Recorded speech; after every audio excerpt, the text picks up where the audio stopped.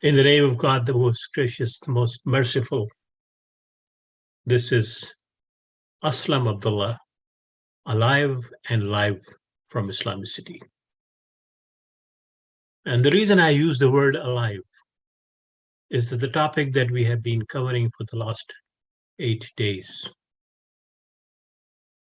is basically a tussle between life and death among those who speak the truth and among those who suppress the truth. Lucky we are that we are alive, but millions in our history have perished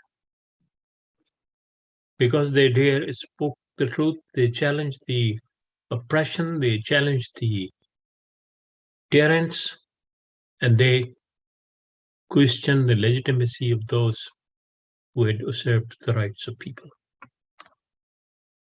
For the last 8 days, we have been covering the Dalits, African enslavement, apartheid, Uyghurs, tribes of Latin America and Native Indians, Palestinians, and Jews. And today, we would be talking about Rohingyas in Myanmar, formerly known as Burma, and Muslims in India who are facing a possible genocide attempt on the part of those who hate Islam and Muslims.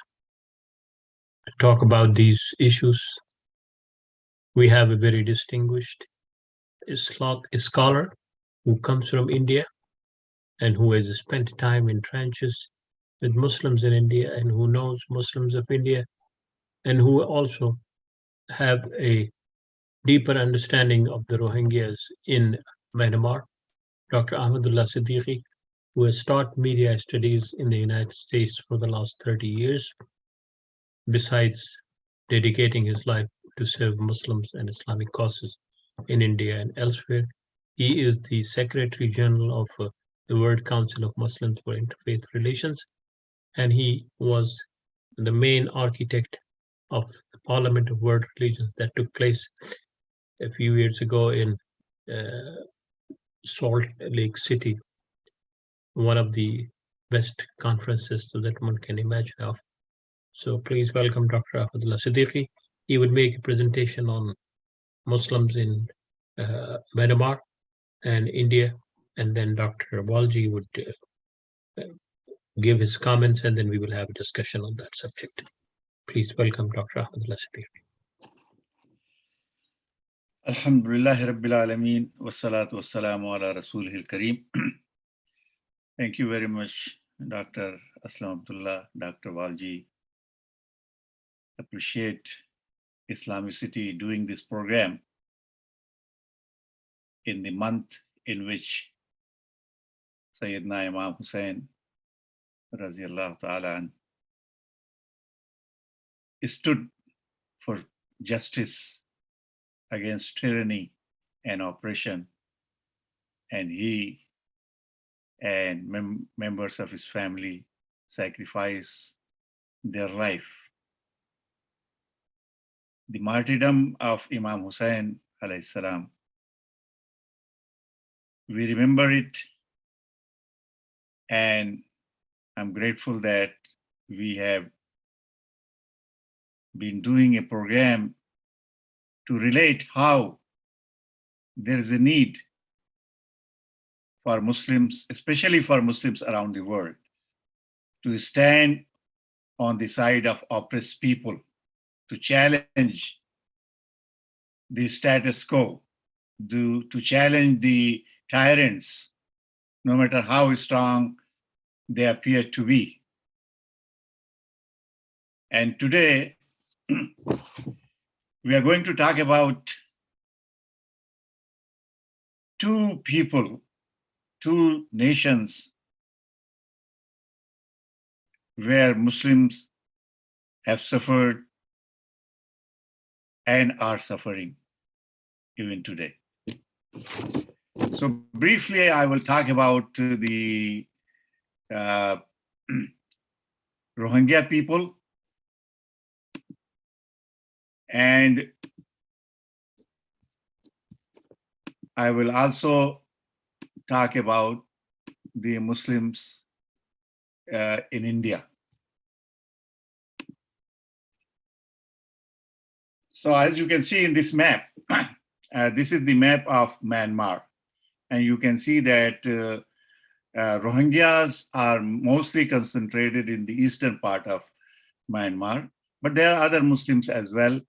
There are Chinese Muslims, there are Thai Muslims, there are Malay Muslims, there are Bengali Muslims, and there are Indian Muslims as well. So,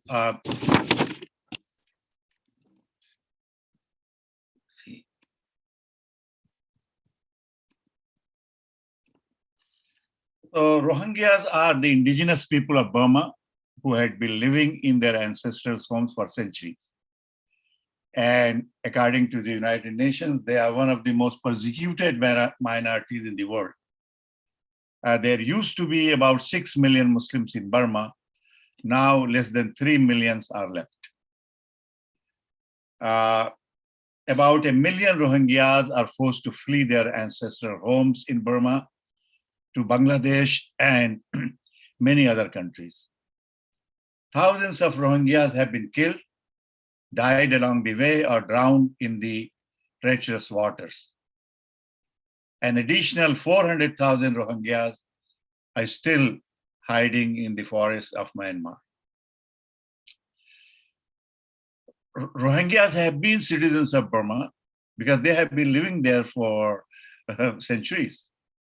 And since Burma became independent in 1948, 4 successive governments in Burma have officially recognized Rohingyas as citizens.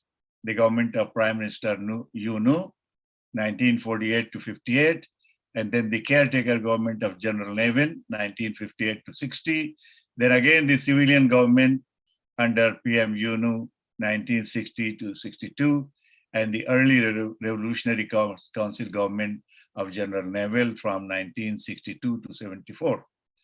But thereafter, the philosophy of persecution or the philosophy of tyrant everywhere are based on fascism, which is rooted ideologically in what we can call as religious nationalism, extreme religious nationalism, that you think that a certain people do not belong to this country and they must be driven out,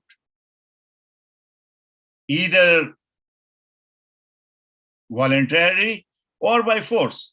And even if there is a need for killing them, they should be killed. You can see some of these pictures that I'm showing you here, that they are forced to flee because their homes were burned. They were put in concentration camps. And you can see that they are living in extremely unhuman conditions, not enough to feed, living in Bangladesh in these type of places. If it rains, and in Bangladesh it rains heavily, you can see that this type of a dwelling cannot protect them from rain and extreme weather. Even in those concentration camps, they are given just about 200 calories worth of food. And currently, this is the situation. About more than 700,000 Rohingyas are living in a small place at the Bangladesh and Myanmar border. And those who have visited those camps, they know that, I mean, there are not enough food there. There are very little schooling. Their hygienic conditions are worse. And it depends upon the government of Bangladesh to allow the relief agencies to reach to them or not to reach to them. And their fate is hanging. I mean, they cannot go back because the government in Myanmar doesn't allow them to come back. And there is no, the United Nations and the entire world together cannot find out a dignified solution to rehabilitate them elsewhere if they are unable to go back to their homeland. There are about 350,000 Rohingyas in Pakistan, some in UAE. There used to be about 200,000 in Saudi Arabia, but Saudi Arabia has kicked them, most of them out. There are about 40,000 in India that Indian government is already planning. They have put these people in the eastern part of India in camps where they are under the police watch, and they are trying to push them into Bangladesh again. There are some in Thailand, some in Malaysia, as well as a very small number in Indonesia. So this is what happens often when they are trying to cross flooded rivers on boats. Many of them, they lose their life. Rape is used as an instrument of genocide. According to United Nations, 52% of all Rohingya women who are now living in Bangladeshi camps, they stated that they have been raped. In 2017, 7 Nobel Peace Laureates, they issued a statement that what Rohingya are facing is a textbook case of genocide in which an entire indigenous community is being systematically wiped out by the government in Myanmar. So this is what happened. Islamophobia creates a fear among people, and then war is waged against those people. First, these people are presented as inhuman, outsiders. They are dehumanized, and the local population, for example, in the Burmese, in Burma, where there are mostly Buddhist people, and the general perception about Buddhism is that it is the most peaceful religion. But the military used the monks, the Buddhist monks, who violently raped, killed all these Rohingyas people and pushed them out of Burma. So a reign of terror is waged against them. And also, this is the pattern. Yeah, I will talk about India after a little bit.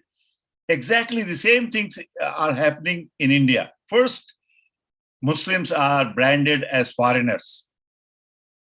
Then they are branded as terrorists. Then people have, the local populations are made to believe that, in contrast, Muslims multiply too fast. Their population grows too fast. They cook strange foods.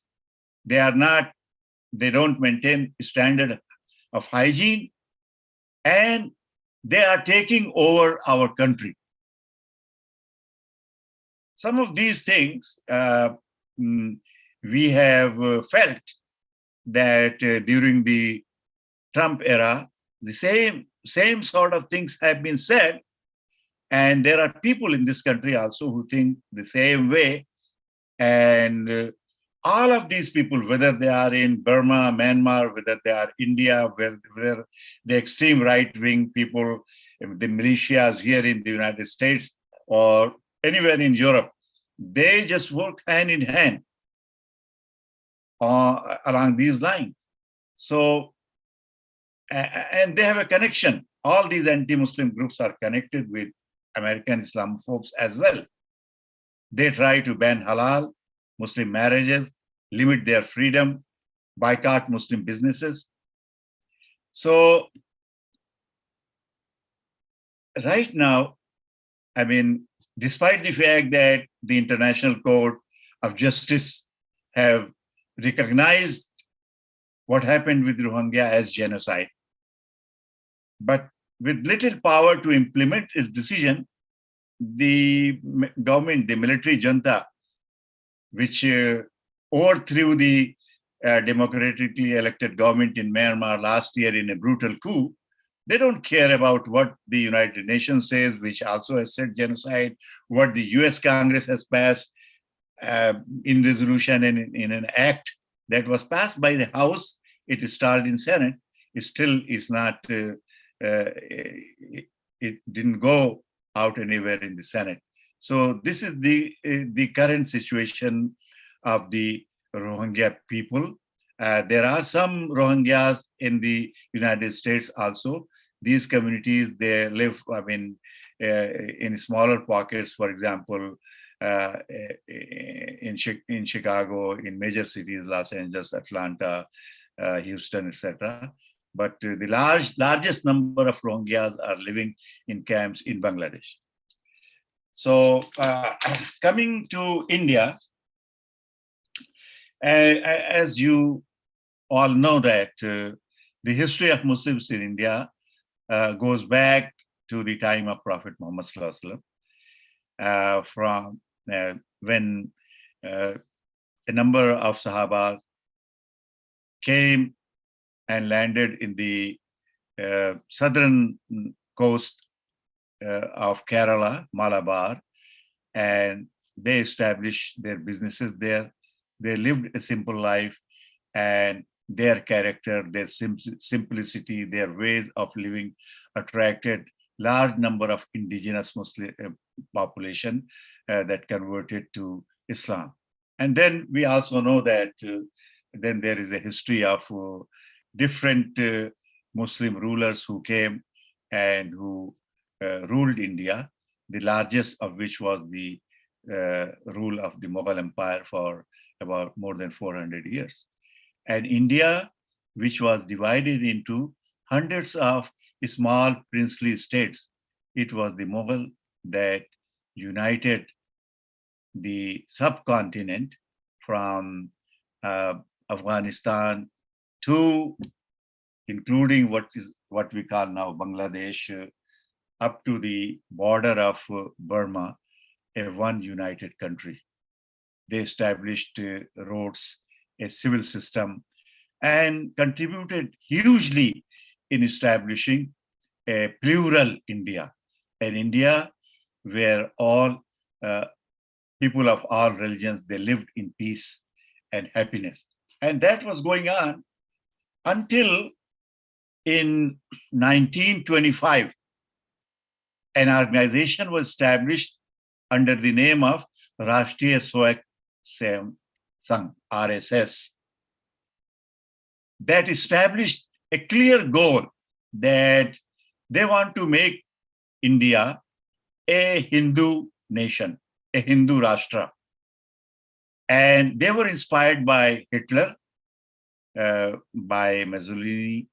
Their delegation went to Europe, meeting with these dictators, studying the tactics of Nazis, and they developed a plan and they worked on their plan. The plan was based on pure fascism, that one race, the upper class Brahmin Hindus, they have the right to rule, and rest of the country, including Muslims, they have to live according to their dictates.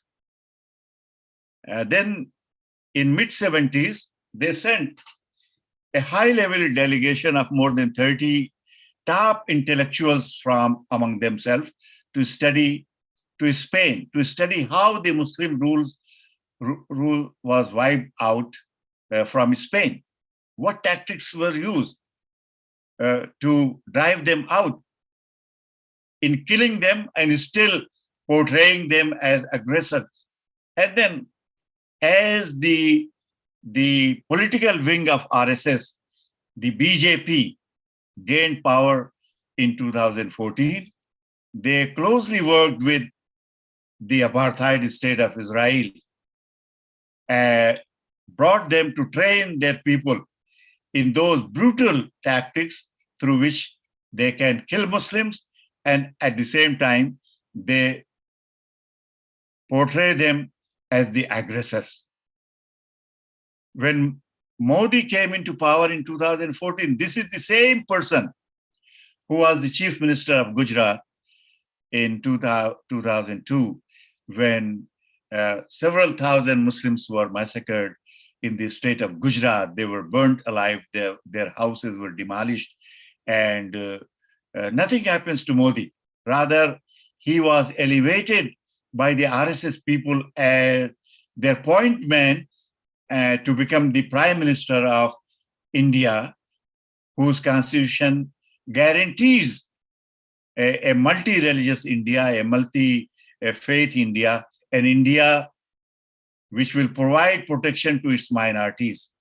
So 200 million plus Muslims today, after about 8 years of Modi's rule in India, are facing an imminent danger of genocide.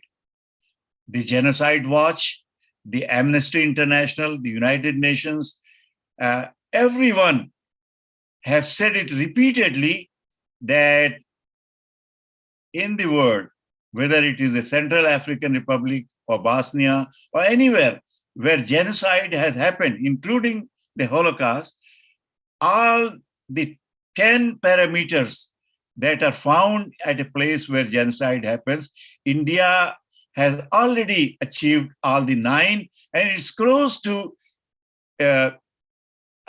getting at the 10th and start the genocide of Indian Muslims.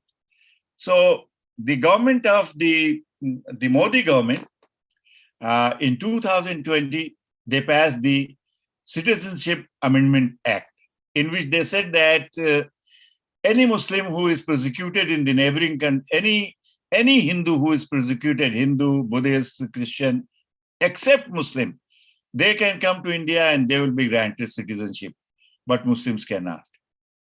And under the pretext of that, CAA, they declared more than 1.5 million Muslims in the state of Assam to be foreigners.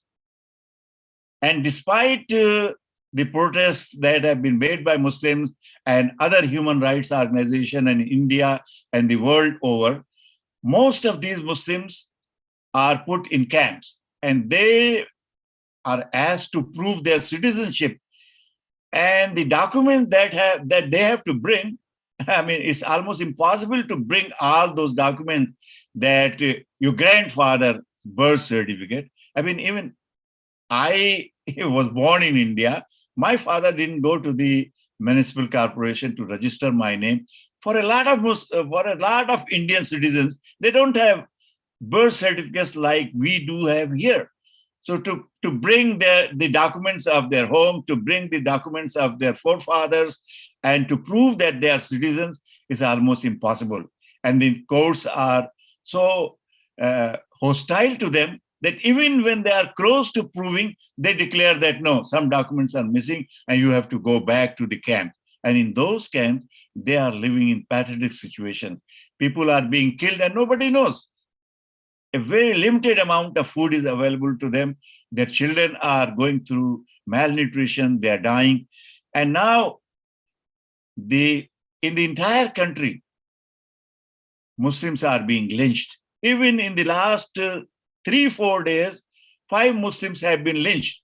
Lynching means that you kill a Muslim in broad daylight when 200 people, including police officers, are watching, people are making videotape, and you beat a person, a Muslim person, to death in front of them, and nobody is being arrested, nobody is being prosecuted. In February of 2020, in the capital of India, there was a riot where police, hand in hand with the BJP, the federal government's goons, they went to the Muslim localities, they burned mosques, they burned houses, they killed Muslims in hundreds.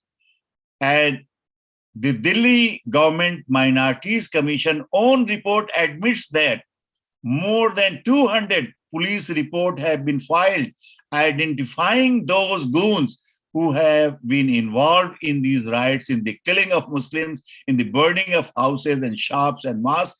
And to date, not a single person has been arrested. So this is the state of Muslims in India today. And plus, the government is trying to confuse the entire world that India is the largest democracy in the world. India cares about its minorities, but there cannot be, this is a lie that cannot be repeated for long. The world is getting to know. US, there has been a resolution that has been introduced by Representative Ilhan Umar in the House to recognize this genocidal trend in India. So all of these things are happening, and I hope that through these programs that we are presenting through IslamiCity, we become aware. And there are many ways that we can help Muslims in India or in Myanmar. These are the things that that the RSS chief, the current RSS chief, has said on April 13, 2022. He says that India will have to become an Akhand Bharat, a greater India, and the greater India will consist of Afghanistan, Pakistan, Bangladesh, Sri Lanka, Nepal, and Burma. And he further said that Sanatan Dharma, the Hindu religion, which is based on the caste system, will be the only religion practiced in India. And those who do not like it may leave India or face elimination. So, there are a lot of things that people who are here in this country, they can do. We can educate our neighbors, the Americans, the American media, the local city council member, the state legislators, the federal government. So educate, inform, engage, and lobby. So because, a program on the persecuted Muslims of India and Rohingya, simply getting information is not enough. We have to do something. If we can call our congressmen or women, we can express our point of view in a clear and precise manner. We can provide their office with written materials and documents, brochures and monographs. We can build coalitions with like-minded people and organizations among Muslims, Hindus, Sikhs, Christians, Jews, African Americans, Latinos. We can learn the techniques of grassroots lobbying and engage in that. People power in this country still works. We can talk to our local, state, and federal public representatives and convince them to introduce resolutions to condemn gross violation of human rights in India. And we can support Muslim organizations and groups like IslamiCity that focus on countering Hindutva by volunteering our time and by donating to this cause. So this is a brief introduction of the situation in Myanmar and India. And I hope that I was able to do some justice with the topic. And then we can now go to our discussion on this. Thank you. Thank you very much, Dr. Siddiqui. Dr. Balji, you heard that yesterday, Brother Khan talked about the Uyghur Muslims. Out of 11 million, only 1.6 million can be identified. What happened to 9.4? And Dr. Siddiqui mentioned that out of 6 million Rohingyas, only 3 million can be identified at present time. And the attempted killings have been going on in India forever. Why do we remember Imam Hussein if we don't have the courage to stand for those people? Why do Muslims basically keep on discussing those kind of issues that are trivial in the real sense of the term, while the human beings are being killed for which Imam Hussein sacrificed his life? What is your take on what you have heard, Dr. Balji? Thank you, Dr. Aslam, and thank you so much, Dr. Siddiqui, for shedding light both on the Rohingyas as well as the Indian Muslims. And obviously, we have been looking at the developments in India with great concern. I'll leave the India discussion and park it for the moment.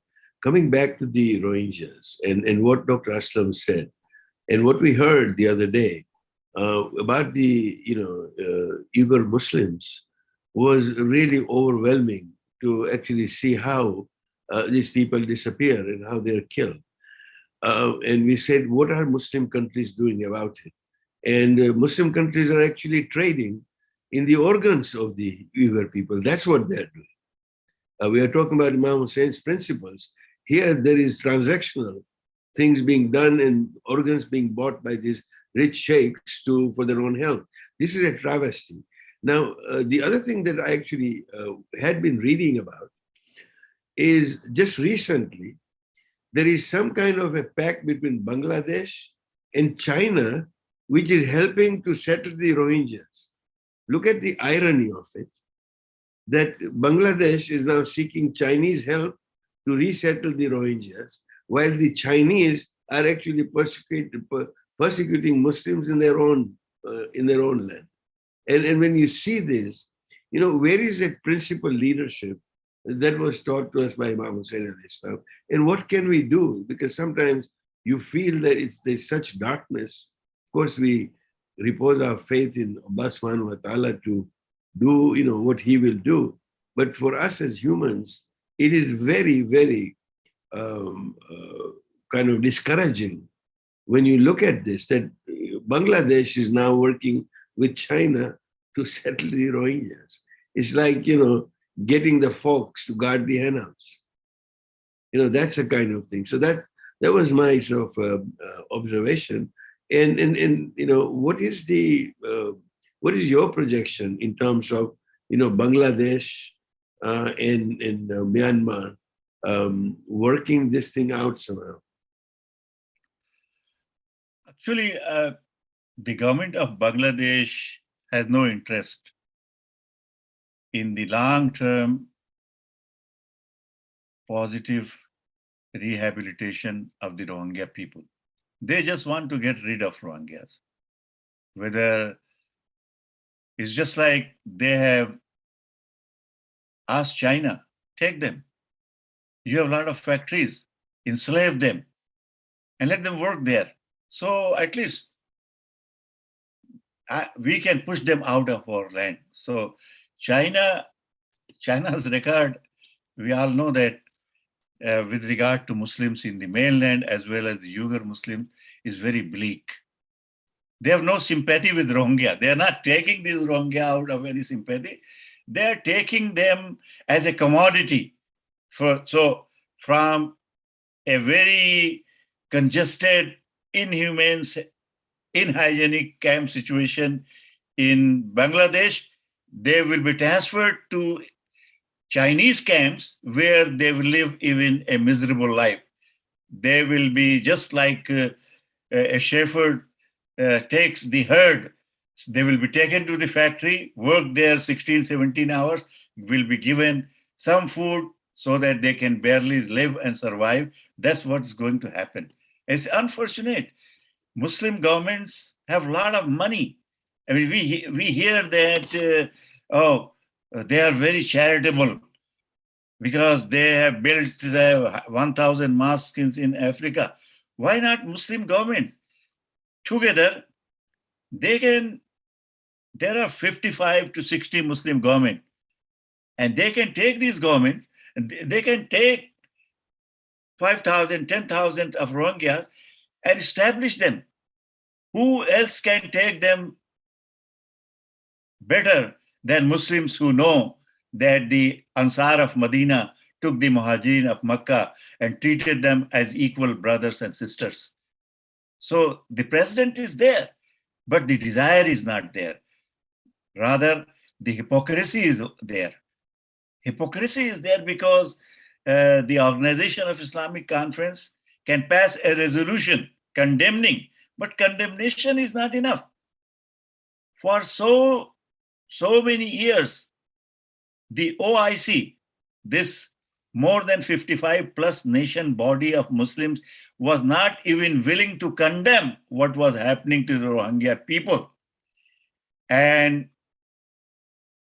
under the Burma task force, when we tried to find out what is preventing them from this condemnation, we found out that one member country, Indonesia, which has a lot of business with Myanmar, every time a resolution is placed, the Indonesian delegation objects, the resolution is tabled.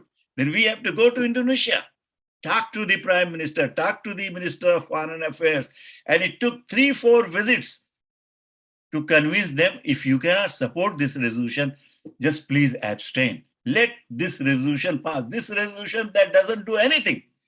Because if the Myanmar government doesn't care about the International Court of Justice, why would they care about a paper resolution that is passed by OIC?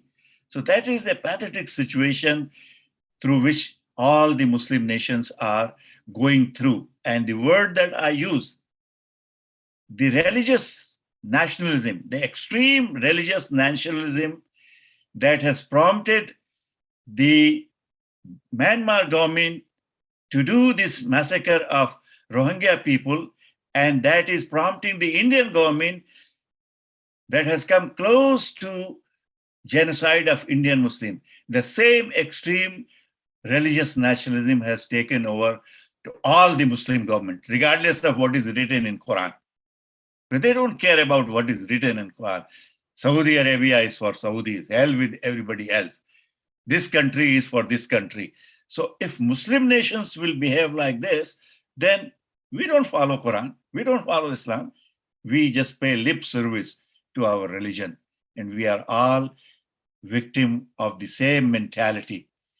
And I will add one more thing for our listeners here, for our viewers here in the United States. That Muslims, a lot of Muslims think that we are living in a very good condition. They are unaware that how the Islamophobes, the evangelical Christians, the Orthodox Jewish community here, hand in hand, are preparing, including a close alliance with Hindutva forces in the US, are preparing the ground for not only Indian Muslims in America, but for all Muslims in America to face the same fate. Because Allah has said that you are a khair ummah, a proactive nation. You have to engage with people. You have to go and carry the message of Islam. But most of us, we have lost into the bread and butter and the comfortable living and do not imagine that something could happen. Muslims have literally said to me after khutbah, why do you talk about Indian Muslims here? Because in the audience there are Muslims from Turkey and Arab. I said, I am talking about Indian Muslim to give an example that the same thing could happen to Muslims here. When it will happen, it will not happen only with Indian Muslims in America. It could happen with all the Muslims in America.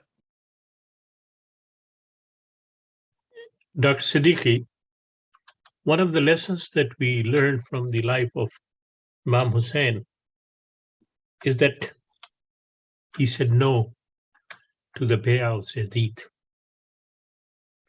It was an act of defiance, but it was also a daring act of living up to the standards that Allah subhanahu wa ta'ala has set. What has prevented Muslims to challenge those illegitimate authorities who have watched all these kind of persecution against humanity, especially against Muslims, for the last several hundred years? How come there has never been a very strong Muslim movement to question the legitimacy of these people who basically violate everything that you mentioned is the Quranic? And what can be done? Because without the intervention of those who have authority, you would not be able to make any impression on the Burmese government or the Chinese government or the Indian government. So what can be done by the people to question the authorities that are in control of the Muslim world in general? I think that Prophet Muhammad Sallallahu Alaihi Wasallam famous hadith where he said, "Ana buistu li utammima makarim al-akhlaq." I have been sent for the perfection of the morals and characters of people. So the Muslim Ummah has been going through a moral degradation for several hundred years. And now we have reached to a state of moral bankruptcy. I have used the word we, which I am not excluding myself. When I go to the mosque and after Fajr prayer once a week on Monday, I have given opportunity to talk to people for 5-10 minutes. I tell them, look, unless our prayers, our fasting affect our character, these things are useless. They are meant to create a strong, morally strong Muslim. Those Muslims together can create a morally strong force. How many Muslims were with the Prophet ﷺ in Mecca? What was their strength? Their character, their morality, their unwavering stand with poor, with oppressed, whether they are women of the Arabia, whether they are the poor people, the slaves, all those people. Why they were able to do that? Why the Ansar of Medina welcomed with open hand and heart to the Muhajirin of Makkah? Because of their high moral character. So, as someone has said that, when Europe was going through its dark ages, there were three main factors that they somehow got rid of in order to come into Renaissance. One was the tyrannical king, the monarch. The other was the clergy that thought that God had given them the right to misinterpret religion at their whims. And the third was the uneducated, unaware masses. So Europe came out of Renaissance, and Muslims are now drifting into dark ages because of these three factors. Muslim nations are ruled by dictators and kings, tyrants. Muslim world has created a clergy that can sell Islam for petty cash and comfortable life. In America too, mosques and organizations have been taken over by such so-called ulama who will stand with the tyrant rulers of UAE and Saudi Arabia and issue fatwas. Unless we love Imam Hussein, we love our beloved Prophet, and we stand against those people and root them out of our mosque, our Muslim organizations, show the strength of our Islamic character, nothing is going to change. When we, I just close on a hadith reported, Sahih hadith reported in Ibn Majah, in which Prophet ﷺ told people, his companions, that why you are degrading yourself, why people degrade themselves. And the Sahaba asked, how it is possible that an person can degrade himself or herself. Then the Prophet said, on the day of judgment, Allah subhanahu wa ta'ala will ask that what prevented you from expressing the truth when you had the knowledge to express that truth? And they will say, because we were afraid of people. And Allah will say, I was more worthy that you should have been afraid of me. By doing that, we are degrading ourselves. And when we degrade ourselves to that lower point, we have no right to be treated like human beings. Dr. Balji and Dr. Siddiqui, this is for both of you. Dr. Balji, in the first segment, you quoted Imam Hussain saying that people like me do not have allegiance to people like you, addressing to Yazid. It was not a personal statement. It was not Hussain versus Yazid. It was truth versus falsehood. And it was a historic statement, which basically was a statement for all the centuries that when you see the truth being trampled by the authorities, be the first one to question and be the first one to offer your life, even if you have to offer that. Where are those Muslims now who can say that the tyrants, that people like us do not owe allegiance to people like you? Where are those ulama? How come in the land of free and the brave in this country, we still have difficulty in finding those people? Is it our lack of, as Dr. Siddiqui said, moral character, our lack of understanding of the Quran? Or is it basically that we have turned Deen into a kind of a circus where we keep on circulating the ideas without any action on them? So please, floor is yours. And once you have given your take on that one, I would request Dr. Siddiqui to conclude it because we are almost over the time with the dua. Please go ahead, Dr. Balji and Dr. Siddiqui. Thank you, Dr. Aslam, for the opportunity. Dr. Siddiqui, you pointed out the three things: the kings, the clergy, and the masses. Much cannot be done with the kings to begin with. I wonder how much we can do with the clergy. And by the way, I think that is spot on. You know, what you have just described, absolutely. We see this all over. I believe that we have an opportunity with the uneducated masses to be agents of change within that, to be able to have, you know, our community, at least in North America, becoming far more aware of the Islamic values. And that's where, you know, imams and teachers like you and Dr. Aslam, you know, are able to move in those circles.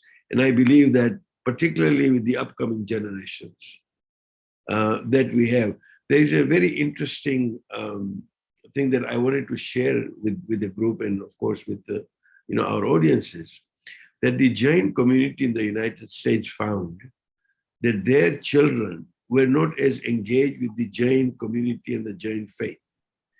They did some research. They spent a lot of money doing this research. They came out with one of the many solutions offered was to actually have a good connection of their young with the academia. So they have now started establishing Jain studies units in different universities so that they have their young being attached to this. And that's one way of being able to pull our next generations. And I believe that that's a lesson to be learned for us from that community. And they have seen results in the last 5 years, according to, you know, what I have read, that indeed this is something that's working. And I do believe that that's something that needs to be done. And on that note, right now we're working closely with Harvard University to actually work on a track called Ashura at Harvard, so that, you know, our young are able to kind of pick on those courses, workshops, whatever facilities are available, and we bring them closer to us, you know, through those academic tracks as it is. So that was a reflection and a contribution, but you're spot on that the three things need to change, and maybe you can start with the third. I fully agree with you, Dr. Walji, and because still, I mean, there is a possibility that by reaching out to the masses, we can bring a change from bottom up. The only thing I want to add that as Muslims living in the United States, we need to find out time that we give to our deen, our religion.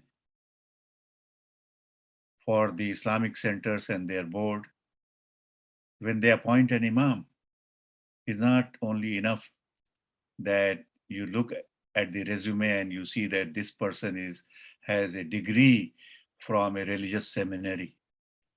You also find out what are the views of the imam. Is he in a mindset that is beneficial to connecting with our young people in this country? Or is he in a mindset where he will issue a fatwa and force people to accept? Once you appoint an imam who is in this mindset that he knows everything about religion, and because he knows everything about religion, that means he knows everything about the world. So he can say anything and people need to accept that. So this has happened. When you will appoint such an imam, you put yourself in trouble. A good example that has happened in Chicago area just last month, that one of the communities in this area is establishing a large cemetery space where Muslims can bury their dead inexpensively, because now the burial cost has reached to $10,000, $12,000, $13,000 per person. So they say that, well, we want to limit it under 3,000. So they have acquired 40 acres of land and they are trying to develop one section of that community. And they have asked other communities, Muslim communities and centers, to come and join them. So the Shia community in the greater Chicago area approached them that we also want to reserve 500 graves in this, and we want to donate to your mosque, let's say $150,000, so that we can become partners. So the board said, okay, we will ask the imam. They asked the imam, and ironically, the imam in Jummah khutbah said the Shias are not even Muslims, so how can you give this to Muslims? This is happening in the United States of America. So some of the board members were so disturbed. One of them called me. He said, Dr. Siddiqui, I could not sleep that night when in the Jummah, the imam. I said, then why did you appoint that imam as your leader? He doesn't deserve to be your leader. So this is the pathetic situation of our Islamic centers, because the board is not interested. They don't spend enough time. They think that they appointed an imam, let him take care of everything. And when you appoint such people to be your imam, then obviously they are bound to create this discontent, and the young people are going to be driven away from the mosque. That's what's happening in America, that as we move into more and more into the 21st century, a large number of our youth are turning atheist. And we are responsible for them because we did not engage them. So what you said, going to the mosques, I just want to add one thing. Consciously select a person to lead your Islamic center who have religious knowledge, but at the same time, he has the wisdom to operate within the American society in a way that he can productively and positively lead every segment of the society without creating any rift. So let's pray and conclude this on dua. Allahumma salli ala Muhammadin wa ala ali Muhammadin wa barik sallim. Allahumma barik ala Muhammadin wa ala ali Muhammadin wa barik sallim. Rabbana atina fid dunya hasana wa fil akhirati hasanatan wa qina adhaban nar. ربنا لا تزغ قلوبنا بعد إذ هديتنا وهب لنا من لدنك رحمة إنك أنت الوهاب. رب اغفر وارحم وأنت خير الراحمين. Oh Allah, give us the courage and the tawfiq to follow your deen through Quran and through the Sunnah of the beloved Prophet Sallallahu Alaihi Wasallam. Oh Allah, give us tawfiq to follow the footsteps of our Prophet Sallallahu Alaihi Wasallam. Oh Allah, give us tawfiq to have the courage that was shown by Sayyidina Imam Hussain alayhi salam, who gave his life to stand on the side of truth and justice and against the tyranny. Oh Allah, we need that type of courage. We need that type of wisdom. We need to follow that path in this country, in this land of free and opportunity. Oh Allah, make these programs successful. And oh Allah, I pray for the brothers and sisters who are running IslamiCity to give them strength, both material and moral, and so that they can spread the message of Islam in the way that they are spreading rightly to the large number of people. ربنا تقبل منا إنك أنت السميع العليم وتوب علينا إنك أنت التواب الرحيم وصلى الله تعالى على خير خلقه محمد وآله وصحبه أجمعين برحمتك يا أرحم الراحمين.